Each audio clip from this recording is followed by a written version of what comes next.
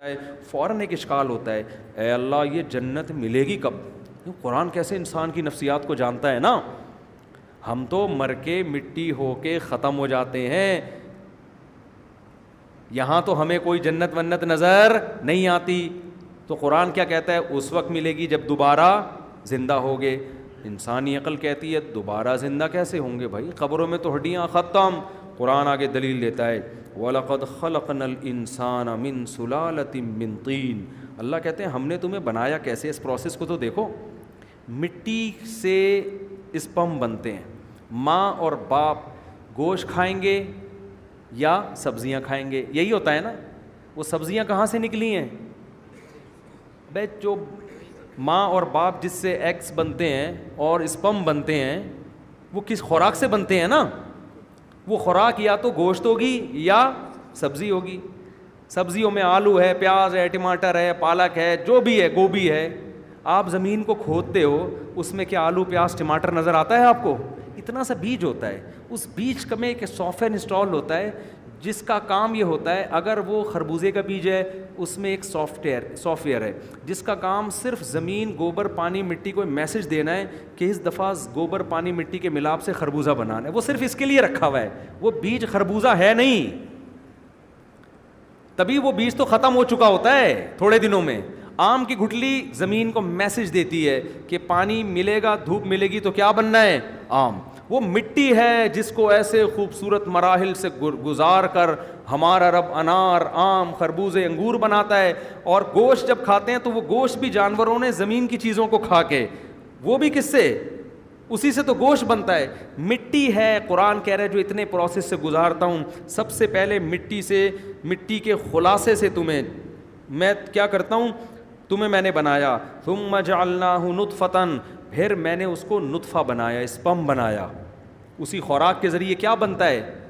باپ کے جسم میں، مرد کے جسم میں اسپم بنتے ہیں جس کو قرآن نطفہ کہہ رہا ہے. فی قرار مکین، اس کو ماں کے رحم میں ایک مضبوط ٹھکانہ دیتا ہوں میں. آپ نیٹ پہ سرچ کریں، ایک قطرے میں ملینز جرمز ہوتے ہیں، ملینز، جو خوردبین سے نظر آتے ہیں لیکن اور اتنے دھاگے جیسے. لیکن اللہ کہتے ہیں ماں کے رحم میں اس کو زبردست ایسا پاورفل ٹھکانہ دیتا ہوں کہ ٹس سے مس نہیں ہوتا، ہل نہیں سکتا وہ اپنی جگہ سے. جب کروڑوں اسپم میں سے ایک اسپم کامیاب ہوتا ہے نا ماں کے بیضے میں، انڈے میں جانے میں، تو ایسا اس کو مضبوط ٹھکانہ دیتا ہوں. ثم خلقنا النطفۃ علقۃ، جیسے ہی اس کو ٹھکانہ ملتا ہے اس منی کے قطرے کو میں خون کے لوتھڑے میں تبدیل کر دیتا ہوں. یہ پروسیس کتنا عجیب ہے، لیکن ہمیں عجیب کیوں نہیں لگ رہا؟ اس لیے کہ ہم اپنی آنکھوں سے ہوتا ہوا دیکھ رہے ہیں.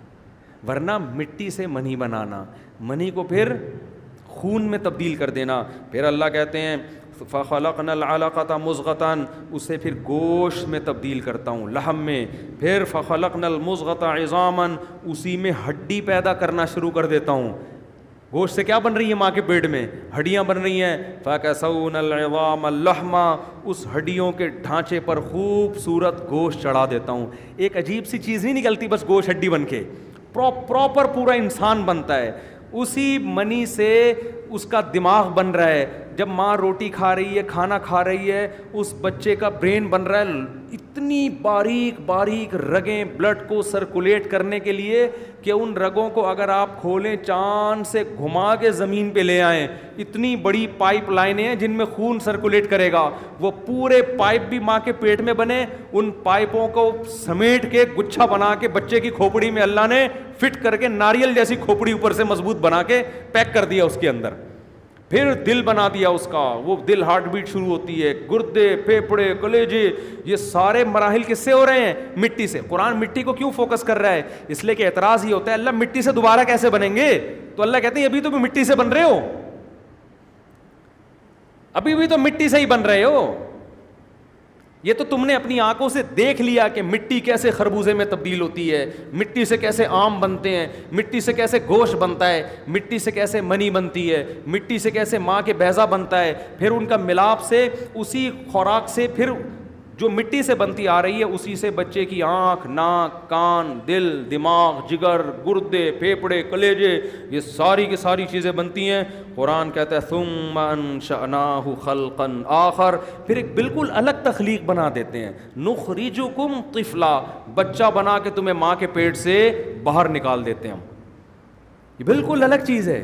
وہ کیا مٹی کا کھلونا ماں کے پیٹ میں بنایا اور جب تیار ہو گیا ماں کے بطن سے باہر نکالا اور ماں کی چھاتیوں میں اس کی خوراک کے لیے دودھ کے 2 چشمے جاری کر دی. ایتھیسٹ تو کہتا ہے اتفاق سے، ایوولوشن کا نتیجہ ہے. وہ بھائی ایوالو خود سے کوئی چیز اپنے آپ کو اتنے اچھے طریقے سے آٹومیٹیکلی نہیں کر سکتی. یہ کیا بات ہے، ادھر پیدا ہوا، ادھر ماں کی چھاتیوں میں دودھ، اسی مٹی سے اب کیا بن رہا ہے؟ دودھ. قرآن آگے کیا کہتا ہے؟ ثم انکم بعد ذلک لمیتون، یہ پورا پروسیس ہوتا ہے، پھر تم جوان ہوتے ہو، کھاتے ہو، پیتے ہو، اس کے بعد پھر تم دوبارہ مر جاتے ہو، مٹی ہو جاتے ہو. اب تم کہتے ہو دوبارہ کیسے اٹھیں گے؟ قرآن کہتا ہے ثم انکم یوم القیامۃ تبعثون، کوئی مسئلہ نہیں ہے جو اتنے سارے پروسیس سے گزار کے مٹی بنا سکتا ہے وہ اس عمل کو ریورس کر کے دوبارہ انسان بنا سکتا ہے، دوبارہ بنا کے کھڑا کر دے گا اپنے سامنے. سورہ حج میں اس مضمون کو اللہ نے اور انداز سے بیان کیا. یا ایھا الناس، ہے لوگو اگر تمہیں شک ہے کہ میں کیسے بناؤں گا، فَإِنَّا خَلَقْنَاكُم مِّن تُرَابٍ، دیکھو مٹی سے بنایا، ثُمَّ مِن نُطْفَةٍ، اس مٹی کو منی بنایا، ثُمَّ مِن عَلَقَةٍ، اسے خون بنایا، ثُمَّ مِن مُضْغَةٍ، پھر اسے گوشت بنایا. وہاں اللہ ثم کر کے پھر یہ ثم کیوں بیان کیا جا رہا ہے؟ 2 مراحل میں بڑا فرق ہے. اللہ کہہ رہے ہیں پھر اس کے بعد یہ ایک نیا کام ہوا ہے، پھر یہ ایک نیا کام ہوا، پھر یہ ایک نیا کام ہوا. سارے نئے نئے کام ہوتے ہوتے تم بچے بن کے ماں کے پیٹ سے باہر آ گئے.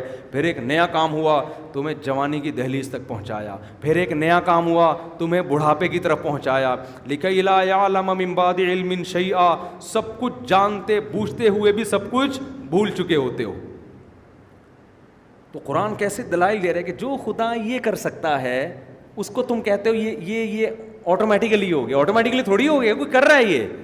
تو جو یہ کر سکتا ہے وہ دوبارہ کیوں پیدا نہیں کر سکتا؟ آگے قرآن کہتا ہے وَأَنزَلْنَا مِنَ السَّمَاءِ مَاءً، پھر ایسے پیدا کر کے چھوڑا نہیں، آسمان سے ایک اندازے کے حساب سے پانی برستا ہے. فَأَسْكَنَّاهُ فِي الْأَرْضِ، تمہیں ضرورت تھی ہم زمین میں اس کو محفوظ کر دیتے ہیں.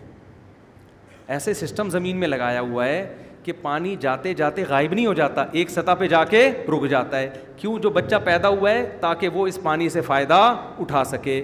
ایوالو کیا ہوتا تو یہ کائنات خود اپنے آپ کو ایسے خوبصورت طریقے سے ایوالو کر رہی ہے کہ جو بچہ آیا ہے تو اس کو ضرورت کیا ہے، ساری ضرورتیں آٹومیٹیکلی پوری ہو رہی ہیں.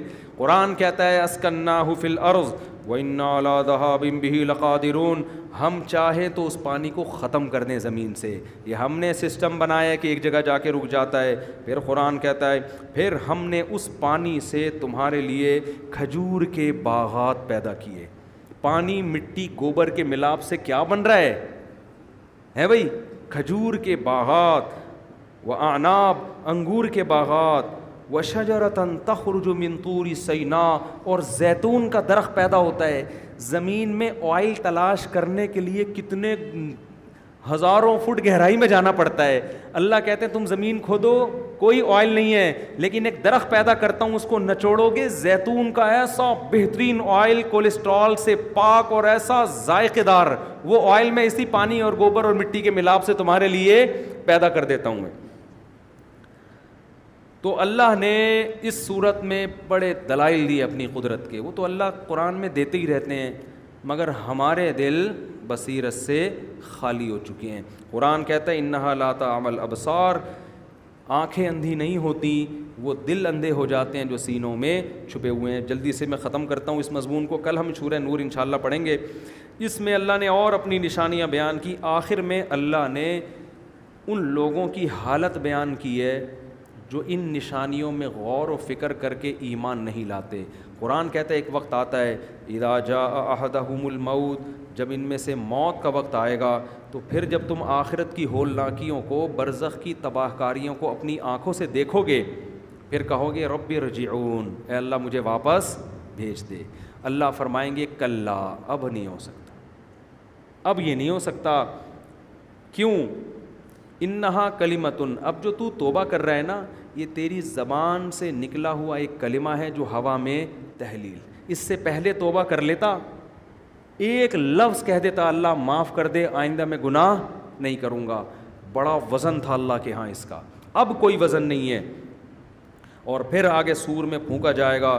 اللہ فرماتے ہیں جس کا اعمال نامہ بڑھ گیا، وزندار ہو گیا، کامیاب، اور جس کا ترازو جھک گیا، برائیوں کا ترازو وزنی ہو گیا، یہ وہ لوگ ہیں جنہوں نے اپنے آپ کو خسارے میں ڈال دیا. فی جہنم خالدون، اور ہمیشہ جہنم میں پڑے رہیں گے. تلفح وجوہہم النار، جہنم کی آگ ان کے چہروں کو جلائے گی اور یہ جل کے کوئلہ بن جائیں گے اس میں. اللہ کہے گا الم تکن آیاتی تتلا علیکم، کیا دنیا میں میری آیات تم میں پڑھ کے نہیں سنائی جاتی تھیں جس میں اس آگ سے ڈرایا جاتا تھا؟ تو وہ کہیں گے ربنا غلبت علینا شقوتنا، اے اللہ ہم سنتے تھے لیکن بدبختی ہم پر غالب آ گئی تھی. پھر اللہ فرمائیں گے دیکھو وہ بندے جن کا تم مذاق اڑایا کرتے تھے، انہ کان فریق من عبادی، میرے بندوں کا ایک گروہ ایسا تھا جو جہنم سے پناہ مانگا کرتا تھا، برائیوں سے بچنے کی کوشش کرتا تھا، تم ان کا مذاق اڑاتے تھے. انی جزیتہم الیوم بما صبروا، ان کے صبر کا آج میں نے ان کو کیسا بدلہ دیا، انہم ہم الفائزون، آج وہی کامیاب ہیں.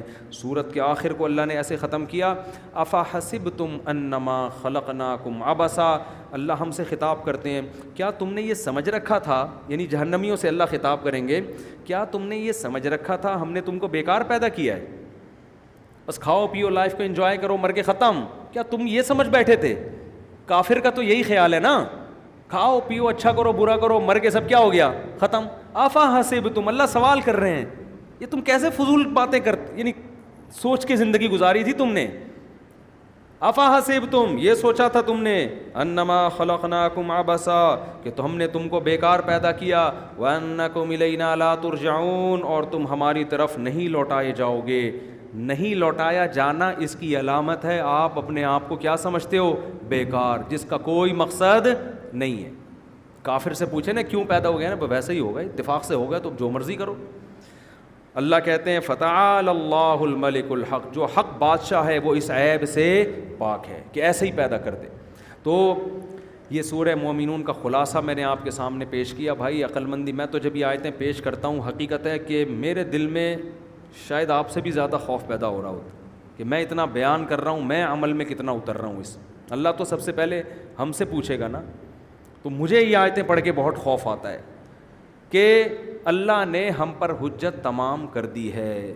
ہمارے پاس قیامت کے دن اللہ کے سامنے اپنی برائی کو اچھا ثابت کرنے کے لیے کوئی عذر موجود نہیں ہے. کوئی بھی گناہ ہماری زندگی میں ہے، ہم قیامت میں یہ نہیں کہہ سکتے مجھے پتہ نہیں تھا. اتنے اچھے انداز سے اللہ نے سمجھا دیا، ہر لحاظ سے سمجھا دیا. اب آخر میں اللہ نے یہی بتایا ہے کہ جب موت کا وقت آئے گا نا اور پھر توبہ کرو گے تو کلا کا مطلب کیا ہے؟ ہرگز نہیں. کلا ایک تلوار ہے، اب نہیں سنوں گا میں، اللہ کا قاعدہ ہے. سننی ہوتی تو فرعون کی سن لیتا نا اللہ.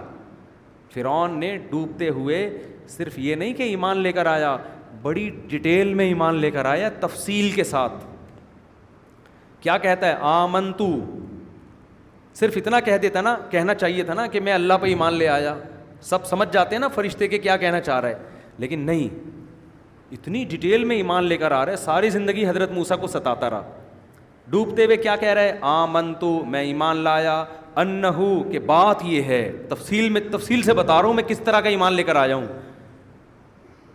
لا الہ الا الذی، کوئی معبود نہیں ہے سوائے اس معبود کے، آمنت بھی بنو اسرائیل، جو اس بنی اسرائیل کا خدا ہے. بالکل متعین کر رہا ہے. بھائی تم صرف اتنا کہہ دو میں خدا پر ایمان لے آیا تو اللہ تو سمجھ جائے گا نا. پہلے مجمل مبہم ایمان لانے کے لیے بھی تیار نہیں تھا، کہہ رہے انا ربکم الاعلی، میں سب سے بڑا ہوں. اور اب بڑی ڈیٹیل سے ایمان لے کر آ رہا ہے کہ اے اللہ میں ایمان لا رہا ہوں، یہ جو بنی اسرائیل میری غلام قوم ہے نا، یہ جس کو خدا مانتی ہے میں اسی کو خدا مانتا ہوں، صرف وہی ہے، اس کے علاوہ کوئی بھی نہیں ہے.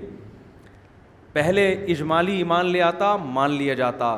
اب بڑی ڈیٹیل بیان کر رہا ہے، لیکن اللہ فرماتے ہیں آل آنا، اب نا نا نا، وقد عصیت قبل، اس سے پہلے تو میری نافرمانی کرتا رہا ہے، فالیوم ننجیک ببدنک، اب تو تجھے عذاب بھی ہوگا، جس کا قرآن بیان کرتا ہے کہ یعرضون علیہا غدوا وعشیا، قرآن کہتا ہے فرعون کو اور اس کے درباریوں کو صبح اور شام آگ میں جلایا جاتا ہے، برزخ میں یہ عذاب ہو رہا ہے۔ آپ کو فرعون کی لاش مصر میں نظر آتی ہے، لیکن قرآن کہہ رہے ہے اس پر گزر کیا رہی ہے، صبح بھی آگ میں جلایا جاتا ہے اور شام کو بھی۔ وَيَوْمَ تَقُومُ السَّاعَةُ، اور جس دن قیامت قائم ہوگی، ادخلوا آل فرعون اشد العذاب، ہم حکم دیں گے اس سے بڑے عذاب میں فرعون اور اس کے ماننے والوں کو ڈال دو۔ تبھی تو قرآن کہتا ہے فرعون خود بھی تباہ ہوا اور اپنے ماتحت جو درباری تھے نا، جو اس کو فالو کر رہی تھی پوری قوم، ان کو بھی برباد کر دیا۔ فَأَوْرَدَهُمُ النَّارُ، ان کو بھی آگ میں ڈلوا دیا۔ اپنے بڑوں کو اتنا بڑا مانو جتنا افورڈ کر سکتے ہو۔ اپنے جو سیاسی لیڈر ہیں نا، ان کی اتنی تعریفیں کیا کرو جتنا، ابھی کچھ دن پہلے ایک صاحب ایک سیاسی لیڈر کی تعریف کرے، میں نے کہا اس نے اتنے قتل کیے، اس نے یہ کیا، اس نے وہاں آگ لگوائی، اس نے ایک ٹارچر سیل وغیرہ، اتنی، میں نے کہا یار یہ اتنے جرائم کیے ہیں، جن کے گھروں سے جنازے اٹھے ہیں، ان کی پکار کو سنو، کہہ رہے ہیں لیڈر تو صرف وہی ہے، لیڈر تو وہی ہے۔ میں نے کہا ٹھیک ہے، میں دعا کرتا ہوں اللہ قیامت میں آپ کا حشر اسی کے ساتھ کرے۔ کہہ رہے نہیں حشر اس کے ساتھ، دعا مانگو نا، میں دعا نہیں بھی مانگوں نا، آپ تعریفیں کر رہے ہو، حشر آپ کا اسی کے ساتھ ہوگا۔ تو آپ چاہے کوئی بھی تنظیم ہو، اپنے لیڈر کو اتنا فالو کرو، اتنی تعریفیں کرو جتنی قیامت کے دن افورڈ، میں نہیں کہہ رہا تعریفیں نہ کرو، آپ اتنی کرو جس کی ذمہ داری قیامت کے دن اٹھا سکو۔ ایسا نہ ہو اللہ اسی کے ساتھ دھکیل دے تمہیں، جاؤ یہ ہزاروں انسانوں کا قاتل تھا، تم کہتے تھے لیڈر تو یہی ہے، جاؤ اس کے ساتھ تم بھی اس جرم میں شریک ہو برابر کی۔ قومیت اور عصبیت ہمیں قیامت کے دن اللہ کے عذاب سے نہیں بچا سکتی۔ میں اگر اردو بولتا ہوں، مجھے میرا اردو بولنا قیامت میں اللہ کے عذاب سے نہیں بچائے گا۔ میں اگر پشتو بولتا ہوں، مجھے میرا پشتو بولنا، پٹھان ہونا قیامت میں اللہ کے عذاب سے نہیں بچائے گا۔ میں اگر پنجابی بولتا ہوں تو مجھے میرا پنجابی ہونا قیامت میں اللہ کے عذاب سے نہیں بچائے گا۔ بھائی کی زبان بولتا ہوں، میں اگر بلوچ ہوں، میں اگر ہند کو ہوں، یہ قومیں مجھے نہیں بچائیں گی۔ مجھے بچانے کے لیے اللہ نے جو قانون بیان کیا وہ اس کتاب میں ہے، اس کے علاوہ اللہ کے ہاں کامیابی کا کرائٹیریا اور کوئی نہیں ہے۔ تو اپنے سیاسی لیڈروں کو نا ایک حد تک تعریف کیا کرو جتنی قیامت کے دن افورڈ کر سکو۔ میرے سامنے جب کوئی کہہ رہا ہوتا ہے نا، میں کہتا ہوں اللہ کرے تیرا حشر اسی کے ساتھ ہو قیامت، پھر ایک دم اس کے ضمیر سے آواز آتی نہیں بھائی وہ دوڑا، اس کو بھی پتہ ہوتا ہے اس کا ٹھکانہ اچھا پتہ ہوتا ہے، صرف دنیاوی مفاد میں، قوم پرستی میں اپنے لیڈروں کی تعریف کر رہے ہوتے ہیں۔ قوم سے محبت ہونا بری بات نہیں ہے، قوم پرست ہونا بری بات ہے۔ قوم پرستی کا صحیح مطلب بھی ہو سکتا ہے، اس معنی میں قوم پرستی بری چیز نہیں ہے، لیکن قوم پرستی کا مطلب یہ ہے کہ غلط چیزوں میں بھی آپ قوم کی حمایت کریں اور دوسری قوم کی اچھائیوں میں بھی اس کی برائی کریں۔ اس کا آپ کو قیامت کے دن حساب دینا پڑے گا۔ تو ہمیں فرعون نظر تو آتا ہے، لیکن قرآن کہہ رہا ہے صبح و شام اسی سے عذاب قبر بھی ثابت ہوتا ہے۔ اور یہ جو لوگ کہتے ہیں جن کو قبر میں دفناتے نہیں کیسے عذاب ہوتا ہے، تو اللہ تو کہہ رہے ہیں فرعون کو نہیں دفنایا، اس کا جسم محفوظ ہے، پھر بھی اس کو ہو رہا ہے۔ تو قبر کے عذاب کے لیے قبر میں دفن ہونا ضروری نہیں ہے۔ پانی میں مرو گے، اندر اللہ آگ قائم کر دے گا، اندر اللہ آگ قائم کر دے گا۔ تو قبر کے عذاب سے پناہ مانگنی چاہیے اور ان احمق اور بیوقوف لوگوں کے اعتراضات کی طرف توجہ نہیں دینی چاہیے۔ اللہ تعالیٰ